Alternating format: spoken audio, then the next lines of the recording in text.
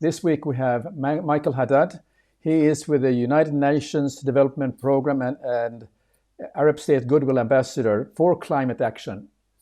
And also he's an endurance athlete. I think that's one of the key things about his activity. And he's holding 3 record-breaking athletic feats, which is amazing. So we will have some interesting discussion today with Michael. So welcome, Michael.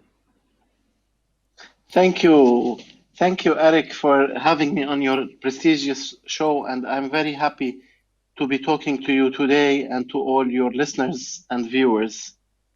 Well, the pleasure is mine. And we had the pleasure of meeting last summer briefly, and I got so inspired about what you've been doing. So I thought, I think it would be, we must have an opportunity to discuss here online we can have a discussion of some very important issues which is affecting the global and everyone else.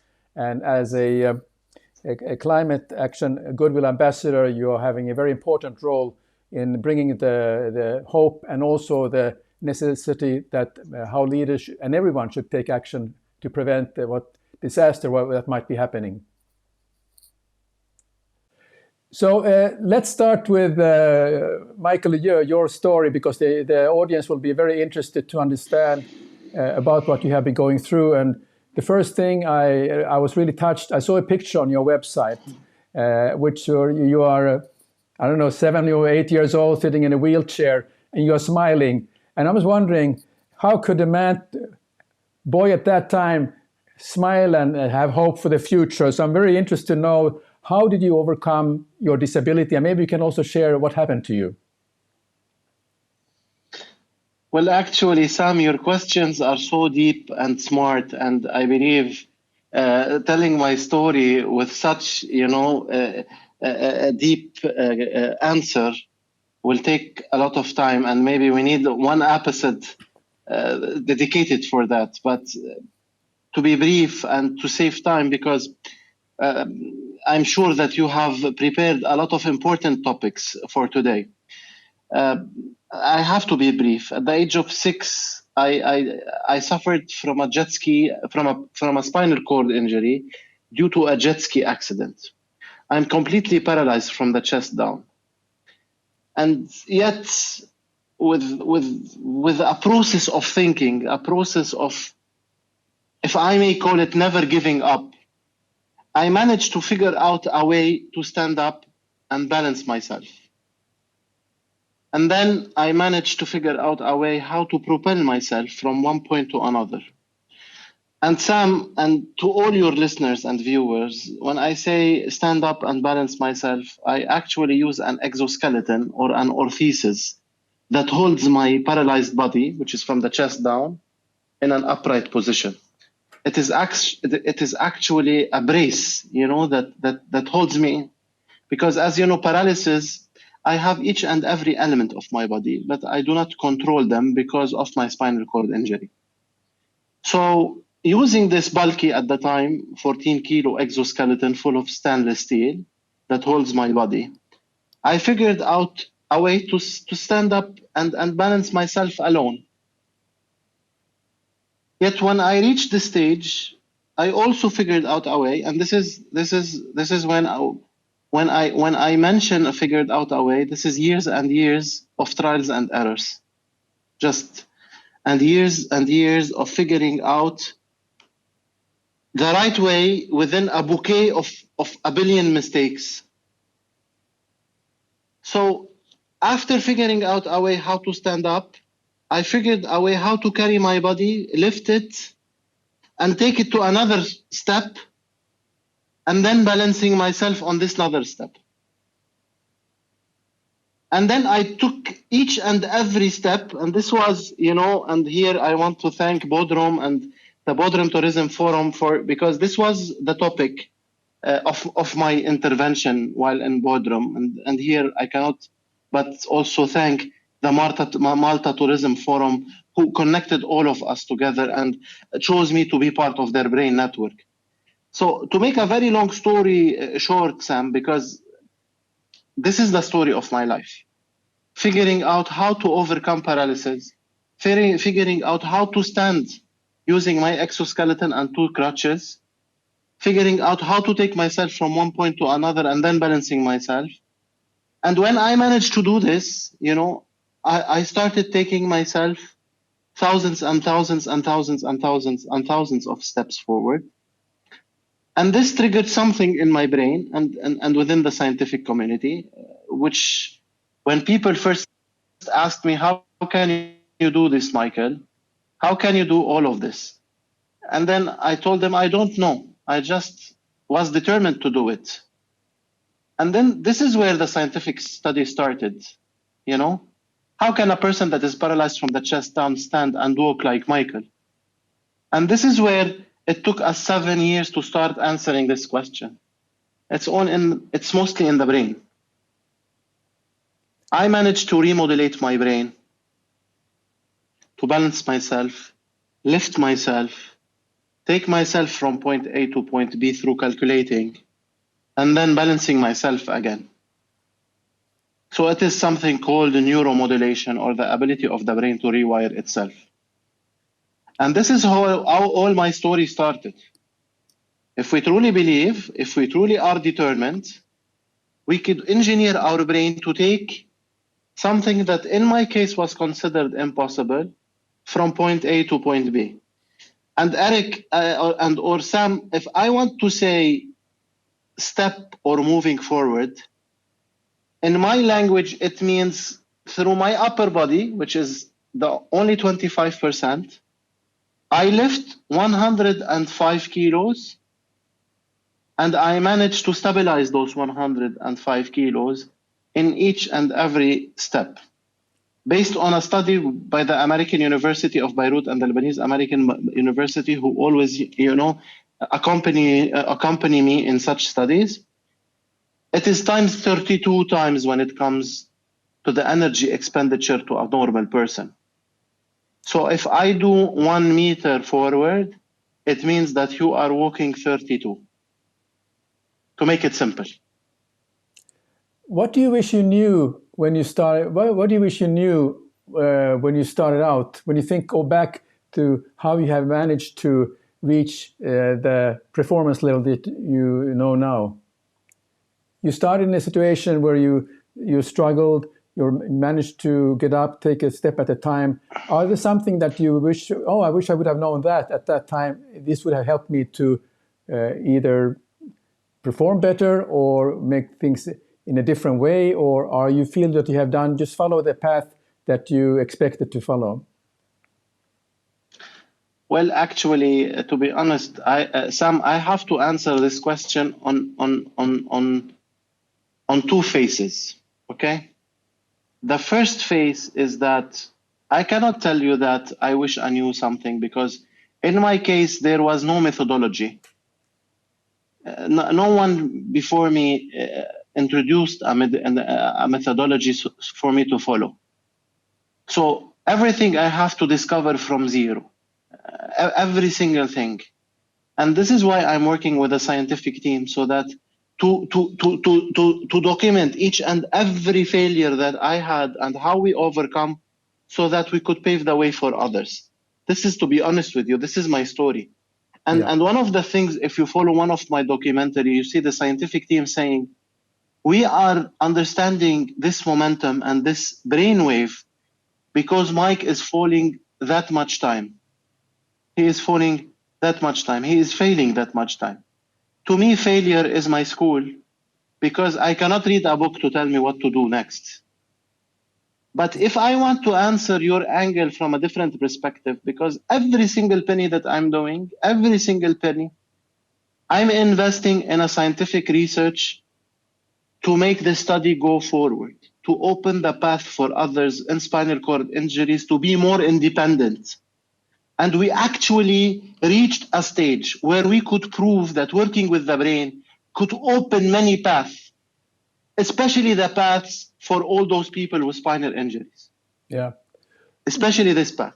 Yeah. But if I am to advise myself to go back in time and advise myself, I wish that I had the knowledge to invest more smarter my money, in more sustainable, eco-friendly investments, to retain myself. Because a lot of things that what I do and what we do in life, we lose a lot of our money, let's say in an unsmart way that could maybe harm the environment. And when we say harm the environment, because spiritually speaking, I believe that my spirit will never die. At the end of the day, if we are saving the planet, we are saving our inner selves, we are saving ourselves, we are saving our children, because we are part of our children, and our energy is ongoing. It is not fragmented. We don't have a beginning, we don't have an end. We have this energy, we have this power, we have this light inside us, and in investing in the right way, always thinking about future, near future, long term, and midterm. So if I want Sam to advise myself, I will advise myself to invest in the right way. Yeah. People do not have this ability. There are many people who are struggling in their life. They feel hopeless in facing and overcoming challenges. They are overwhelmed with what we are facing now in the world, whether it's the climate is changing, or we have some countries who are fighting each other. There's continuous this kind of a tension going on.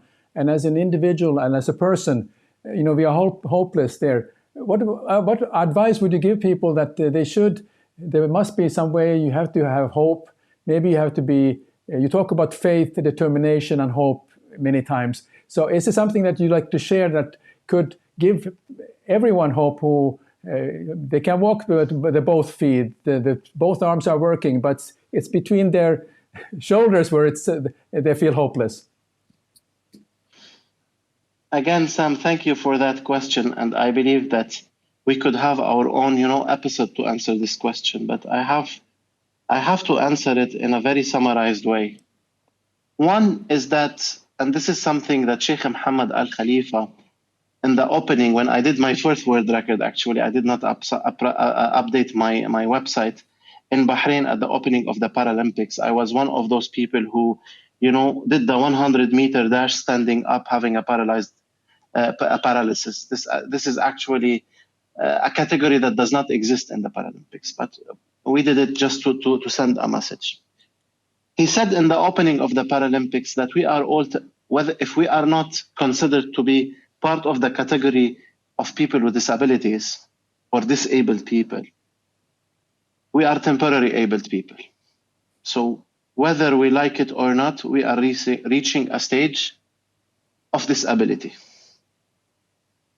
So this is point number one. Point number two is that our mind and spirit and humanity, within it exists a power that is unimaginable. If we are able to tap this power, in my opinion, nothing is impossible. I managed to tap into my spirituality and inner self and power, and worked on myself using this formula of faith and determination, because this power is not only related to the mind, it is related to a strong spirituality that we all feel each and every morning, that is beyond interpretation. I managed to overcome something that is considered impossible in my case, to stand up and walk. So if I am a person that is paralyzed from the chest down, and I managed to experience this power inside me, everybody can. So when it comes to the general rule, if we are not suffering from a current disability, we are temporarily disabled people. And we all have our issues. And when we reach the stage of issues, then we have to realize that inside us, through our way of mind and our inner self, we have an unlimited power that if we smartly tap into, could directly transform what we consider impossible to be possible. And it is very simple. I actually did that, and I managed to walk when everybody told me you cannot walk. And my walking process is considered an impossible process. It has been studied all over the world. But with faith and determination, I'm still doing it. And I'm doing it to prove that nothing is impossible if we use these elements. And moreover,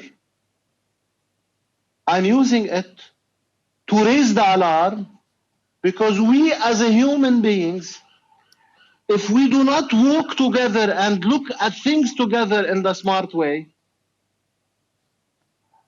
we are reaching a stage that is beyond the red zone. Very good. And we have to act now. Yes. Let's move to the next topic, which relates to the UN Climate Change Ambassadorship that you have done. Simply put, why are you a climate change ambassador? What is your motivation behind it, and what is the purpose? You have answered roughly that, but I would like to very pinpoint that specific thing. How did you get involved with this, and what are your activities with the UNDP program? Well, actually, by definition, a UNDP Goodwill Ambassador is an honorary title given to those people that help the United Nations work on their agenda. As you know, that within the United Nations, there are 17 social development goals that this organization is working on for the sake of humanity to reach by 2030. Whether it comes to equality, to education, to climate, to water, to sustainable cities, 17 goals. And usually the United Nations choose people, celebrities from all over the sports, acting, many sectors in the world to help them work on their agenda. But I don't know why UNDP, with its amazing administrator, Mr. Achim Steiner, chose Michael Haddad with his story, a paralyzed person that is not much as a celebrity as many others, to help work on their agenda. So actually, it is not Michael Haddad who did. I was doing this advocacy before I was a UNDP Goodwill Ambassador. But maybe it is, the wisdom and the insight of its administrator for the first time ever to choose someone like me to represent with great honor their work in the region and the world. So actually, Sam, if I want to answer this question, it is not Michael. It is the wisdom of its administrator and team who decided to work with me on such an important project to highlight disability, inclusion, and climate action, because at the end, it is interrelated together. There is a very strong relationship between people with disabilities, equalities, and the changing climate. Yeah. What do you think is the most important thing for people to know about climate change?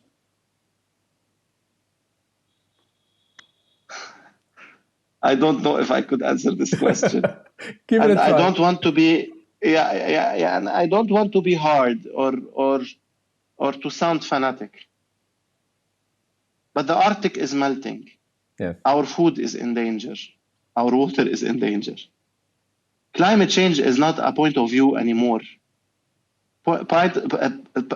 Climate change is a threat for humanity as a whole. And I represent this. I represent myself, Eric, in this But I believe that climate change will not wait for the future generation. We are witnessing it ourselves. And the thing is, if we are not aware, and if we reach this point of no return, that our Secretary General is always raising the alarm on, and I believe we are nearing this point of no return, this is a very big bill that our children are unable to reverse. Yeah. So climate change is affecting us in our food, affecting us in our well-being, is affecting us in our water, will be affecting our children, definitely. Is affecting us in our peace building, is affecting us in everything. And again, I will tell you, Sam, climate change is not a point of view to discuss. Climate change is a serious matter that is encrypted now within our DNA. Yeah. And if we don't act now all together, we are entering this red zone. And when I say red zone, it is catastrophe in its elite meaning. Yeah. We are now, we are recording this in the 21st of October.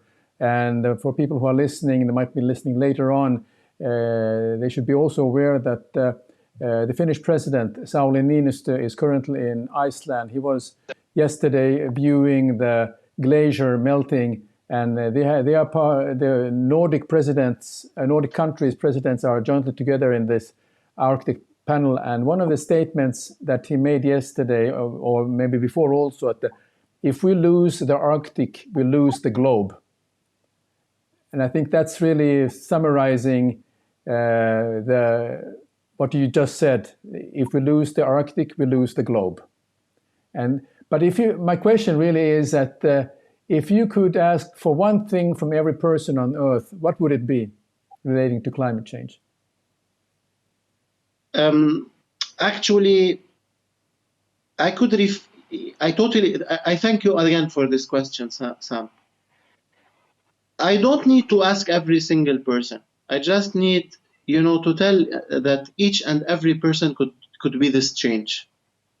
And if each and every person, through his or her vote or his or her action, could influence either another person or influence their decision maker to take action towards sustainability, green environment, and to counteract climate change,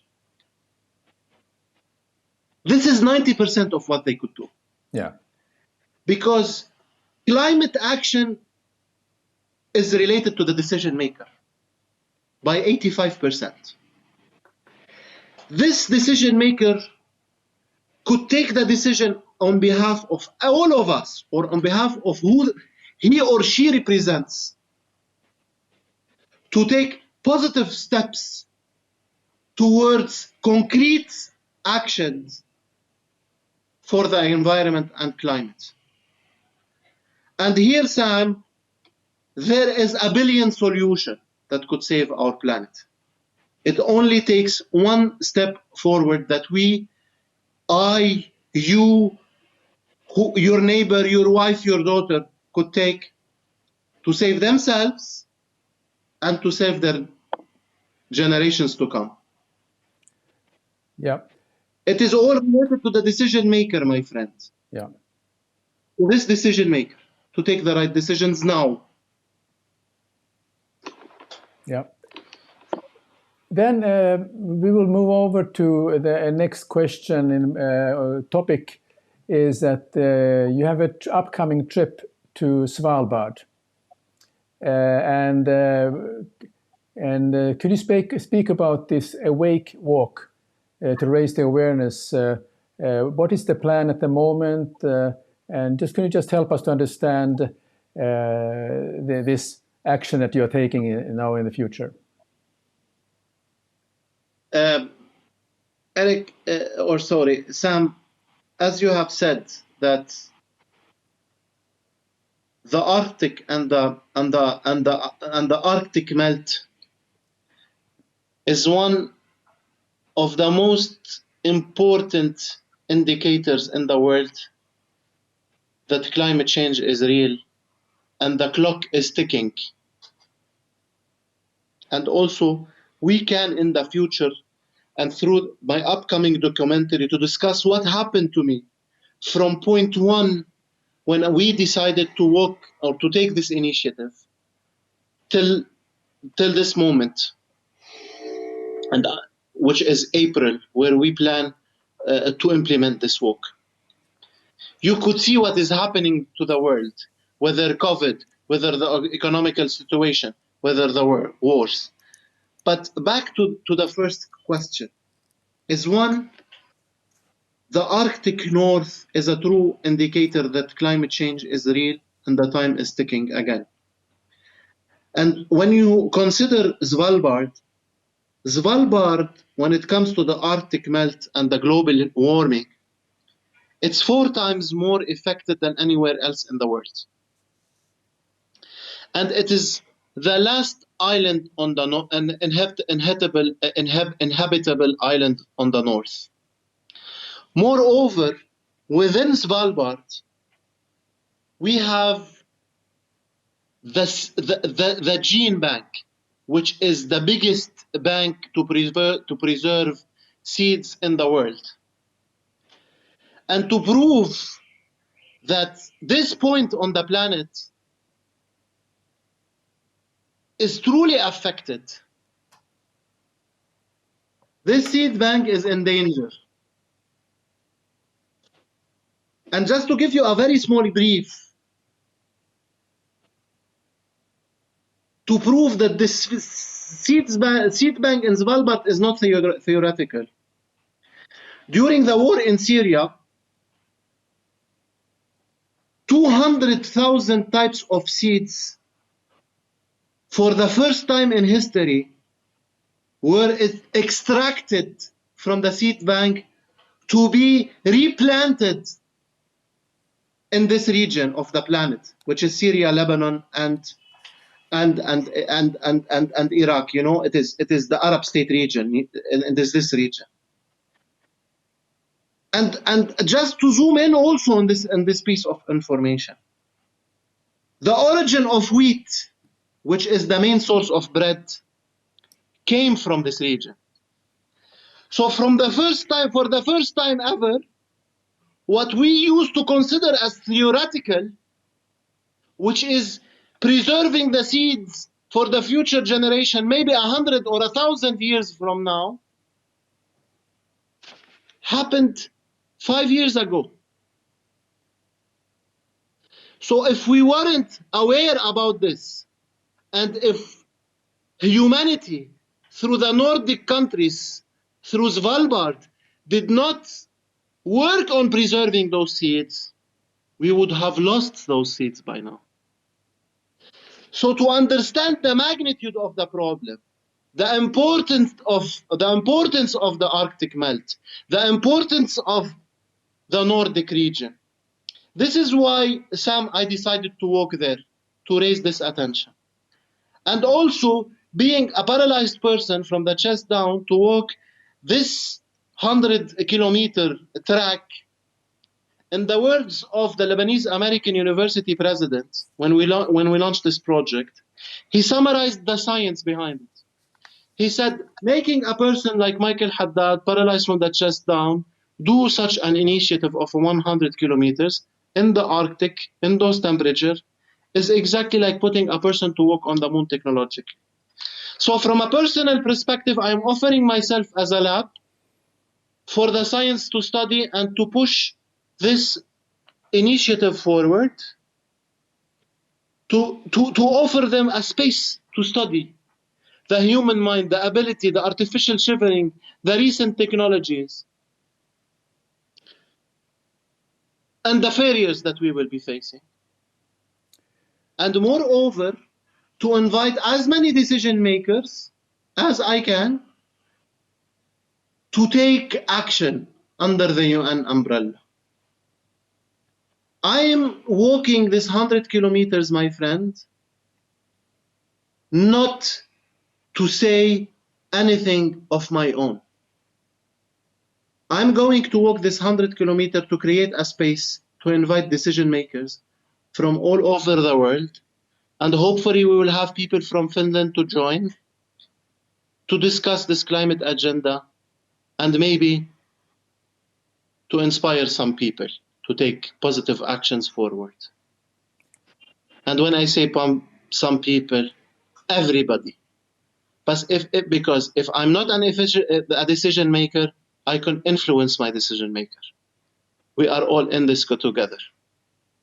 And there is nothing to stop us from doing so. Very good. So 100 kilometer is that going to be the longest walk that you have ever done? Yes, in other terms, it is around, I'll be lifting myself around 500,000 times. This is why I'm training all over the time, or over, and you could barely catch me, you know, I'm very sorry for that. But for me to do this, I have to reach the levels of 8 hours of endurance. So I have to train 8 hours per day. And more than that, when I walked previously in the summer, 5 kilometers, it was equivalent to 4 marathons in 5 hours.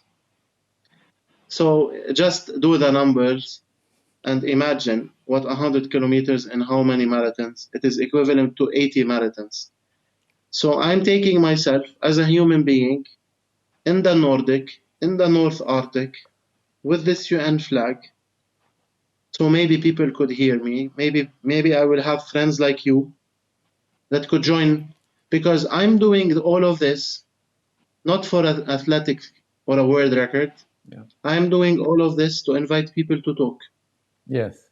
And so that when we talk, when we think together, then we could influence the decision maker to take action.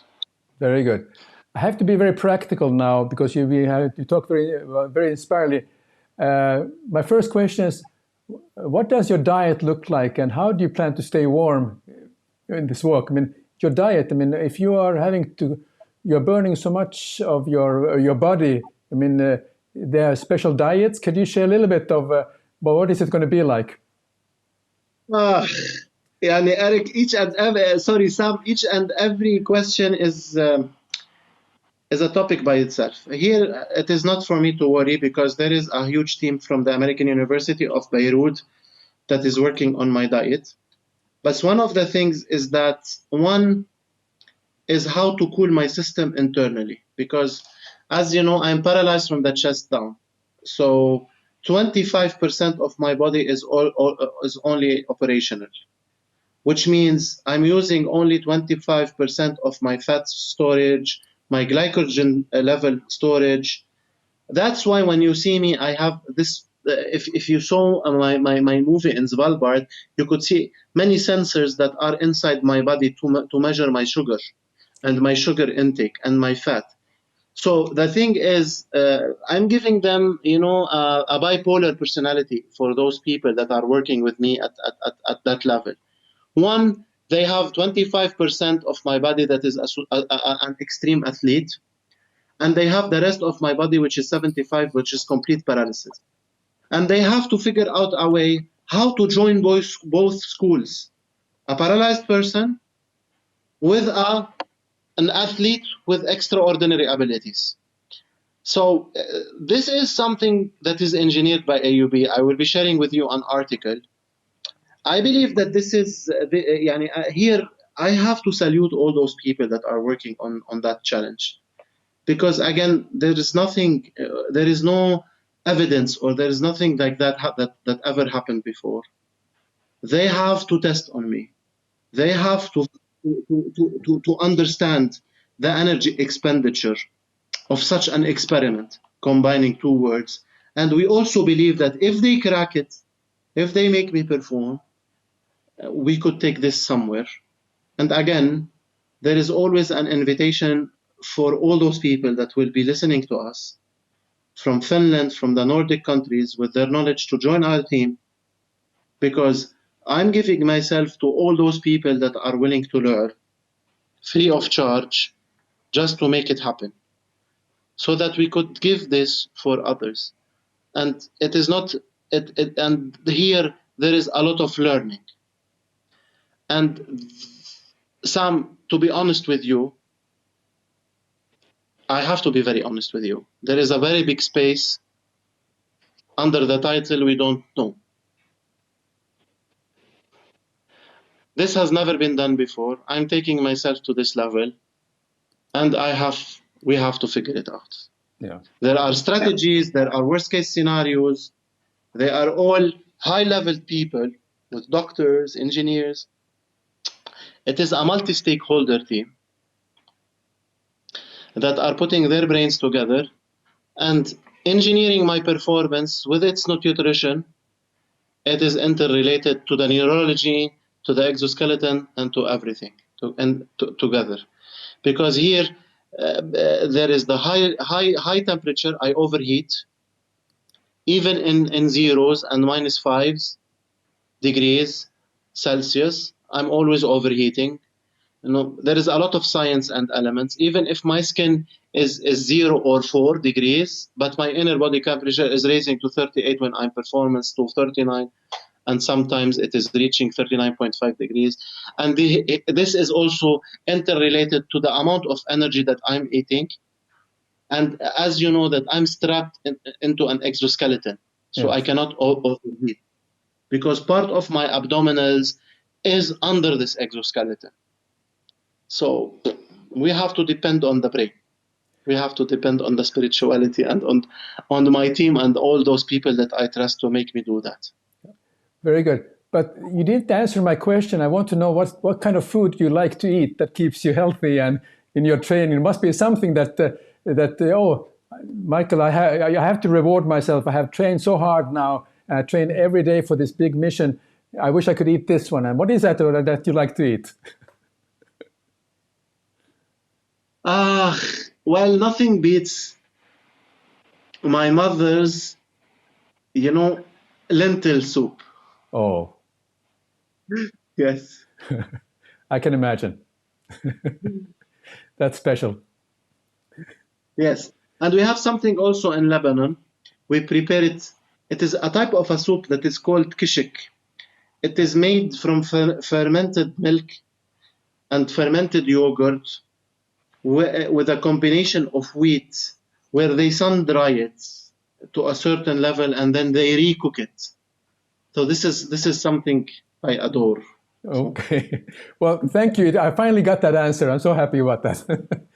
Very good. Now, you need to, we've been talking very seriously about the very topic, a very important topic, but we are now coming soon to the closing of our podcast. I'd like you to share some funny story that you can share that has happened through your time in doing this. Anything you'd like to share to the audience? Some funny story. I have many funny stories, but one of the most funny story that I remember is when I did my first world record. My first world record was I walked 19 kilometers, or the equivalent of 60,000 steps in the rough trail of the Lebanese mountains. And the purpose behind the story is that I was connecting two iconic forests. So if you read the Christian Bible, you are always, I believe, for 43 times it is mentioned, the God cedar forests of Lebanon. So when I looked at those forests and saw how much they are shrinking, I decided to take this trail, which is also a trail that is being implemented by the Lebanese Army Special Forces when they train. It is an elite train, very rugged train. And I decided to prove a point that nothing is impossible, and it's time for us to think about Lebanon's reforestation and to reclaim what we have lost during the ages. Especially, it is mentioned in the oldest book on the planet, which is the Bible, one of the most oldest books, which is also in the Torah from the Bible, the Old Testament of the Bible. So it took me 3 days to do it, actually, consecutive 3 days. I was working for 12 hours per day, lifting myself and concentrating on all of those stones. And for the first period, they don't want to say no for me, the Lebanese army, because it is their trail. And they supported me theoretically. They thought that at the beginning of my trail, I'm going to give up because this is a very hard trail. And when they realized that I did not give up, and I already, on the first day, I walked 45% of the distance.